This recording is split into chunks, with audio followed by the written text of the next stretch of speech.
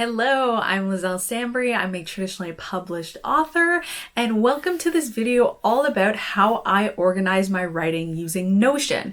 If you're not familiar with Notion, I do have some links below just to give you a bit of an introduction, but it's essentially a productivity software. It has a free version, which I've only used the free version. I think there are some paid options, but I'm not familiar with them.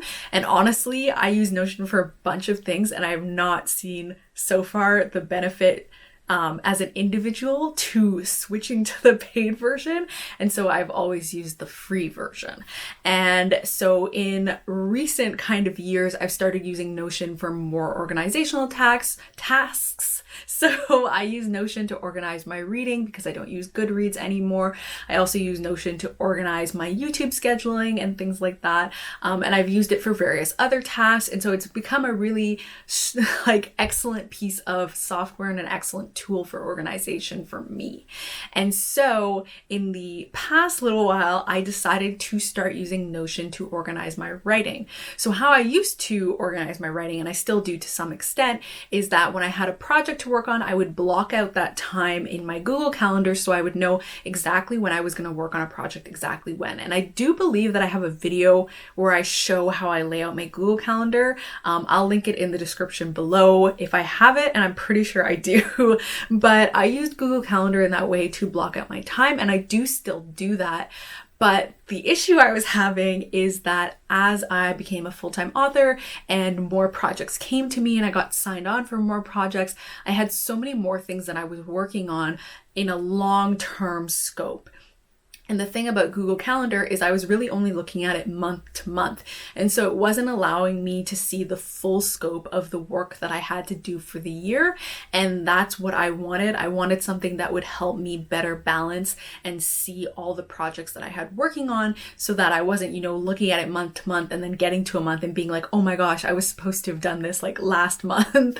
And so I decided to create a Notion system so that I could have an idea of the next 2 years coming up so that I could organize my writing projects in that way and help keep that all together and know exactly what was coming up. And then when I knew what was coming up, I could go into my Google Calendar and I could plug in things that way as well. And so that is why I've done it like that and why I started using Notion. And I've been using Notion for organizing my writing projects since the beginning of the year, beginning of 2022. And it's been really, really helpful to me. And so I thought I would share my system with you so that if you're thinking of using Notion or you're wanting a better way to organize your multiple writing projects, this could be something that could be really helpful to you. And I think now that I've done my whole plotter review and things like that, I just kind of want to share more writing software tools that I use with you all. And so that's what this video is all about. And so shortly, I will be jumping into the Notion platform with you to show how exactly all of that is organized and how I've set that all up. I do believe I'll also be able to share the Notion template, and so I'll have that linked in the description as well if you want to just take that template and pull it into your own Notion and use it that way instead of kind of creating something from scratch. But before we hop into that, I just want to quickly say that the Notion that you're going to see me kind of demonstrating on is a fake Notion. So I didn't want to share the actual writing project Notion page that I use because there's still confidential information on that. There's still projects that kind of haven't been announced. And so I can't share that. And I didn't want to have to do a blurred screen. And so what I did is I duplicated my template and I set it up with a bunch of fake projects so that you can get an idea of exactly how I'm using this, but you can see it. And then because it's filled with a bunch of fake projects, then this is a template that you can go and take and use, and I can give it to you all. And so that's essentially what this is going to be. So when I hop into here, just know that these are all fake projects. These are not real, just in case. And so yeah, now that we're done with that intro, we can go ahead and hop into the platform. Okay, here we are. We are in the Notion platform. This is the schedule that I've put together. Well, it says schedule, but it's really like an organizational tool. So this is what I put together with this filled out information. What you will have linked in the description will be blank, with some additional instructions just to help you so you understand like how to duplicate the page and how to use it for your own purposes, that sort of thing. But so here's how I have everything laid out. It is pretty much in 3 major sections. I would even say really 2 major sections.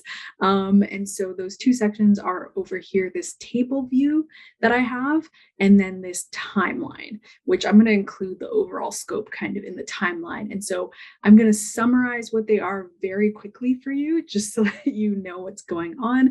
And then I'll dive more in depth into each section. So if you're seeing and you're like, wow, this is a lot of stuff, and it feels overwhelming, it's okay. I'm going to guide you through everything. So over here, we have the table view of the writing projects. I do have some different views of this that I'll show with you as well, but this essentially shows the writing projects that I have on the go and what I'm working on and a bunch of other information. So this is basically where I keep the writing projects. And I like this table view because it's got this countdown here. So then I can also see like how many projects I'm working on at once. And it lets me see all those projects at a glance, which I really like. And then down here, we have the overall scope. This is just kind of for the year for me to understand what I'm going to be doing for the year. So for example, in the case of the projects I have listed here, it's draft 2 novels and 1 short story and edit 1 novel. And so I just have that so I can kind of be like, okay, this is what I have to do for the year. And sometimes it like helps me be like, oh my gosh, can I actually like if it said write 4 novels, I might be like, oh my gosh, can I actually do that in a year? And so it's nice to be able to have that overall scope, I find. And then down here, I have the timeline. So I have 2 years at once, just because of how publication schedules are in traditional publishing. Usually I'm kind of working in 2-year chunks. And so it makes sense for me to have those 2 years because that's how I'm going to be working on these. I'm usually not going to be able to work for 1 year isolated. I kind of want to have a glimpse of the next year, just so I kind of know what I'm coming up to. And so I'm going to go more into detail about each section, and I'm going to start with this writing project section. So again, these are all fake projects, not real projects, but I'll open up one here. So here is it. It says YA project, #Dark Girls. Usually I would kind of just like write the title because I'll know the title, but you know, in case I don't have a title yet, I might do like a little tag here. And so I've done that in this case. So you know it's a young adult project. And so all these categories are categories that I've created. Again, you can take and leave these. So you can pick categories you think fit you better or like your purpose is better, and you can take out categories that you don't want. And so we have those different categories. There's this comment section. This is really, I think, more if you have a team member and you want different team members making comments. So I don't usually use this. And then it also has this empty page section underneath. So you can put any notes that you want about the project underneath there. And that way, when you open this, you can see all those notes. For my purposes, I usually haven't been leaving notes, but that option is there for you. And so what I do is I fill out all of these. So in the case of status, this is where the project is sitting currently. So I have a lot of different sorts of statuses here. So on hold, Christy edits. Christy is my literary agent. So she's working on edits of my books. If I'm waiting for a proposal, if I'm waiting for a contract is signed, plotting, drafting, beta reading. These are traditional publishing stages. Well, not even necessarily traditional publishing, because people in self-publishing do these as well. But it might not be this like bang, bang, bang, this is what's going to happen for sure. But I have, you know, first dev edits, second dev edits, line edits, copy edits, past pages. Sometimes I get a second round of past pages, and then completed. And so I'll change the status of a project depending on where it is. I have the age category. That's quite straightforward. The publisher, sometimes I'm working with different publishers and I want to keep track of that as well. And so I'll have the publisher in there.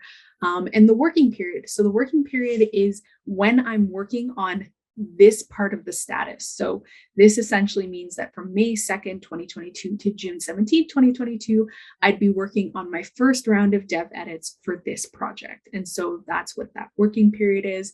And then the deadline is the deadline for these edits. Sometimes I have this deadline set to my overall deadline, but it depends on like the status of the different projects.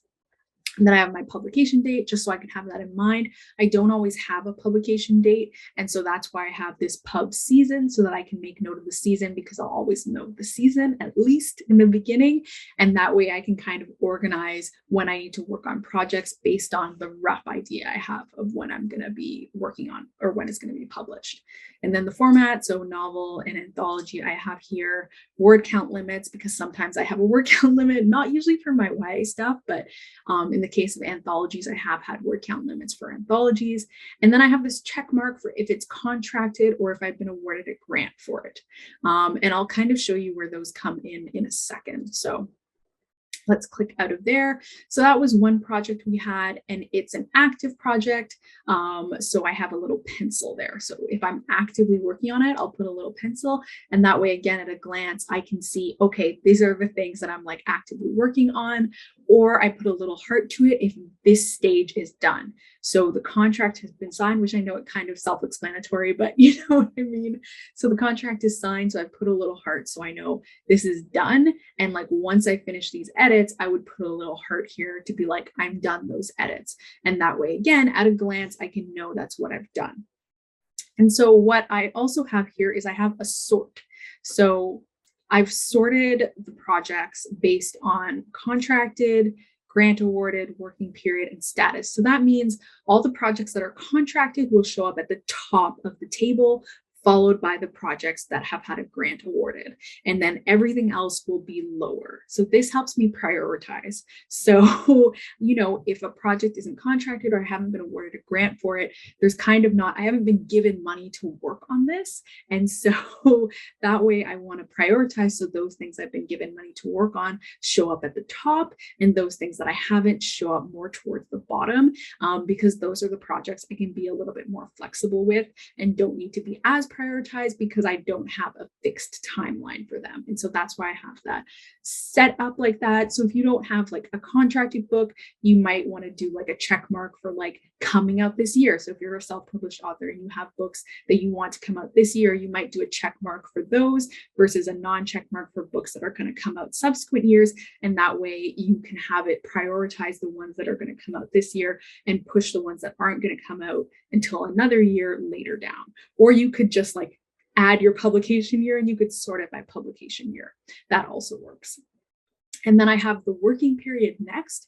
And so that way the projects that I'm going to be working on more eminently will show up also towards the top. And that way I know this is my top priority project because it's contracted and I'm supposed to be working on it at that certain time.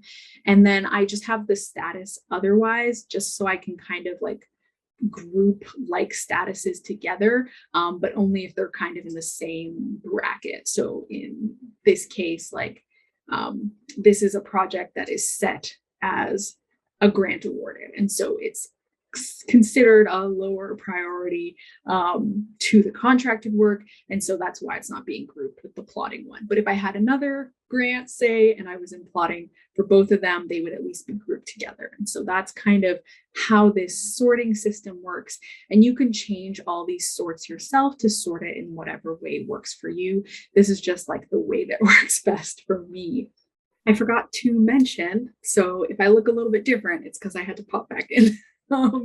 But I forgot to mention, so you have different views in this table section. So I'm using the table view over here, but you can also switch to a working calendar view. So those two projects where I talked about those working time dates. So this is a calendar showing it. So if you want to use this instead of using a Google Calendar like I do, you can use this and you'll be able to see those dates overlapping in the calendar that way for all your writing projects. I just use Google Calendar calendar because it also has all my personal events and my author events and things like that on it that I don't keep in this Notion page. And so that's why I use that calendar. But if you want to use the calendar just to see what you're going to be working on writing wise, you do have this calendar view for your projects, and you can change it to whatever date that you decide to use. You could also create a calendar of your deadlines if you wanted to, and like use a more yearly view, that sort of thing. And then there's also a list view here if you just wanted to see like a list instead of a table. So you have this list and you have all of the different sort of projects here. You can change how, so there's these view options of the list view. So you can change what properties that you want to be shown. So you can add status. You could, for example, if you also wanted to see the age category, then you could click show in view. And now we'll go back. Oh my gosh. Anyway, now we'll go back and now you can also see the age category. So you can add what you want to see in this list. You just have to click here and go to the list, the view options and the properties and kind of decide what you want to see or you don't want to see. You can also just kind of like where you're supposed to just be. There you go. You can just click on the little eye. So you can unclick it if you don't want to see it anymore. You can click it if you want to see it and it'll show up in there. I just have it set to status only for the list view. And you can also rearrange these. So you can rearrange these. So the table view is first and the list view and then the working calendar if you wanted to. So those are what I mean when I talked about having different views that you can use.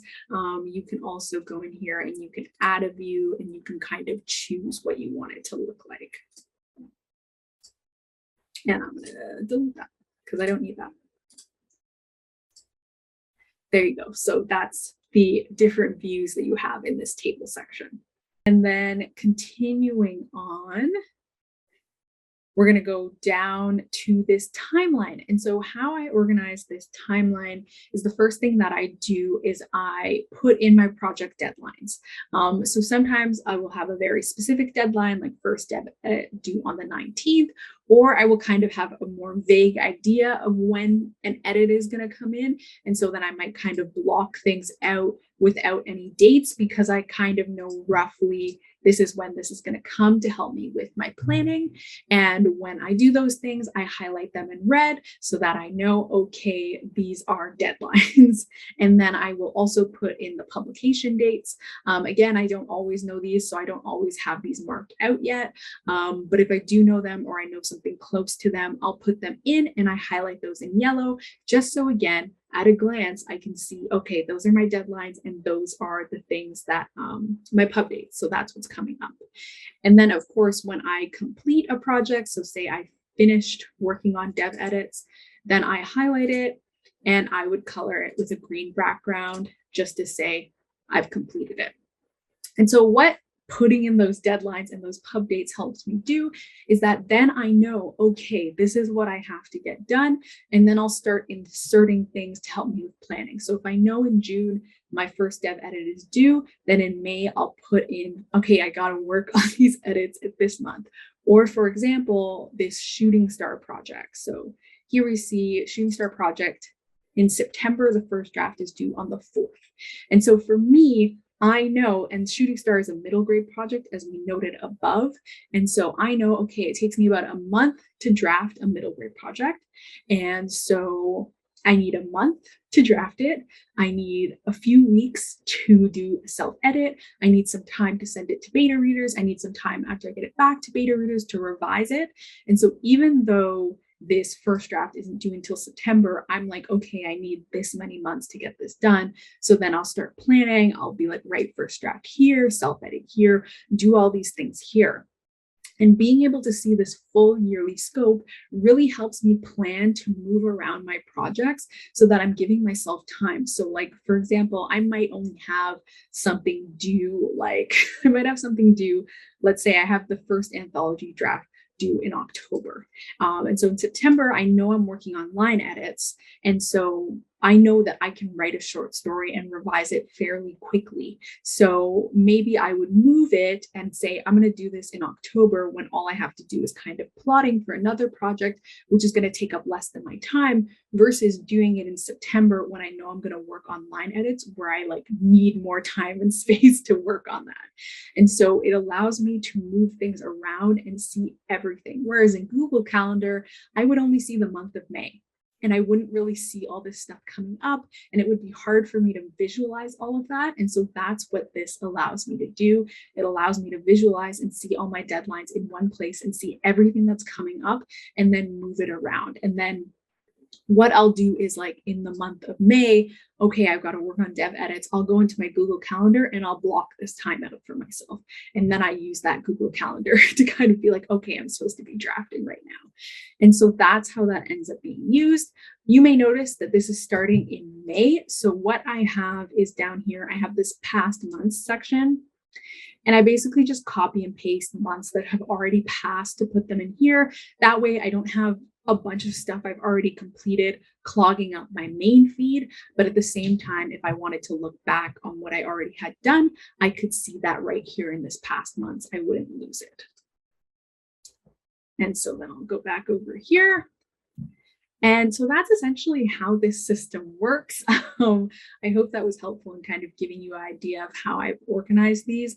It just really lets me look at everything at a glance and to see everything that I'm going to be working on, what stages they're in, what I have coming up, and how the whole year is going to look for me. And so that's what this system is essentially doing for me. And I hope that helped explain everything for you.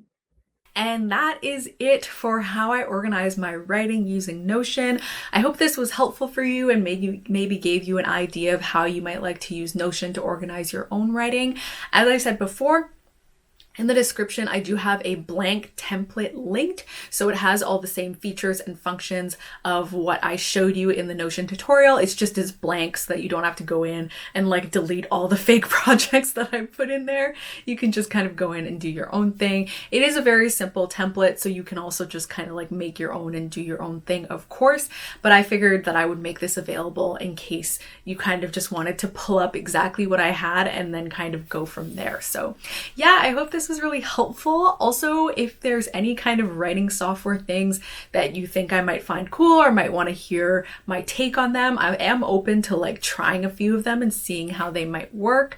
And there are also some I've heard of before that I haven't tried and things like that, and some that I'm wanting to get more into. Now that I've done this with Notion, I've tried Plotter and things like that, I'm a little bit more interested in seeing the different kinds of writing softwares that are out there and kind of being able to share that with you all to see if these are things that may or may not be useful to you. So yeah, if there's any suggestions you have, feel free to put those in the comments. And if you like this video, please give it a thumbs up. If you haven't subscribed already, please subscribe. And thank you so much for watching. Bye!